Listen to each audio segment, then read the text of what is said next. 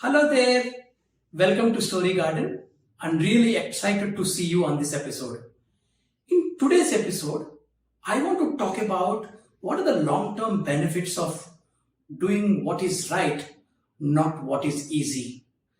Before I explain how I got benefit of this in my own life, because I'm the biggest beneficiary of this philosophy or a skill or an attitude that you might want to call. First, let me explain how I learned about it in the first place. I had a privilege of doing Acumen fellowship in the year 2022, and I heard this phrase for the first time while I was doing Acumen fellowship. By the way, Acumen is a wonderful organization doing some brilliant stuff in building leadership skills for the development sector, and it is run by some wonderful people. And what do I say about my cohort 2022? They are the perfect epitome of this little phrase that I just said, doing what's right, not what is easy. When I heard this for the first time, the sentence started speaking to me a lot. We saw this sentence in the Acumen's Manifesto. And that sentence kept coming back to me throughout my journey with Acumen. And I was wondering why. Why is this sentence speaking to me? On reflecting, I realized I'm the biggest beneficiary of this philosophy or attitude, as I said, or whatever you want to call it, skill. I don't know what really to call this as. To tell you how I got benefit of this, let me take you on the journey of flashback.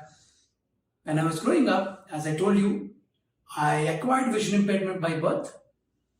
When I reached the age of going to school, my parents sent me to a local school with my cousins. After some time, the school said, they couldn't include me in the class because I couldn't read the board. So then my parents, we lost a chance for me to go to school. That time, my maternal grandfather, that is my mother's father, started searching for a school for me or a blind child could go to. He almost took about 1 year. He networked with many people, asked in his network. Finally, he came to know about a school through a medical shopkeeper, the pharmacist, the person who runs the pharmacy store. How? Because my grandfather used to go there to buy eye drops for me. And they had a casual conversation saying that, we are searching for a school that my grandchild could go to and so on and so forth. Then he said, oh, I know somebody who would buy the same drops. That's how the shopkeeper went back to the other person who used to buy these same drops that my grandfather was buying for me and found out a school that I could go to. Can you imagine where the knowledge came from? Such a latent resources being useful for all of us. Anyway, to cut the long story, eventually, the shopkeeper told us a school which is 70 kilometers away from my village, and then I couldn't adjust in the hostel there. Then my mother had to come and stay with us, with me and my sister in 70 kilometers away from my village for me to go to the school. All this, I think there are lessons that we can learn. First of all, my grandfather, who could have easily said, oh, I networked for so long, asked many people in finding out a school, nothing is possible. He could have given up. But no, he did not give up. It took, as I said, it's almost a year for him to find a school for me. The shopkeeper, went beyond his JD, right? His JD was only to sell, medicines.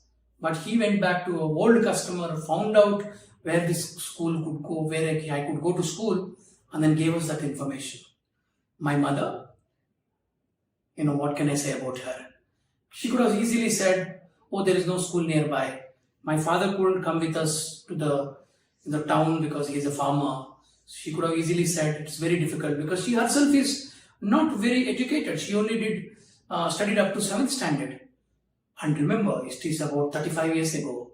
We are still seeing shades of, patriarchal society even today. And that time you can imagine for a woman to stand up and say, No, I will want my child to go to school and take that step of staying away from the family and getting me educated. Thanks to all of them doing what is right, not what is easy. Today, I'm in a position where I not only, become economically independent, doing well in my life, but able to work for the cause where my team and I have been able to open up jobs for persons with disabilities and create really, make some meaningful impact. I'm sure in your lives you have somebody who have done this, where they have done something right, not just what is easy. Or you would have made a difference to somebody else by doing what is right, not just what is easy. Do reflect and share how this has impacted you and how much more can we do and take our society to the next level if all of us can actually do what is right, not what is easy. Till I see you on the next episode, please keep growing, keep reflecting, share your comments, and do like Story Garden or subscribe to the channel, like this video, share this video. Thank you.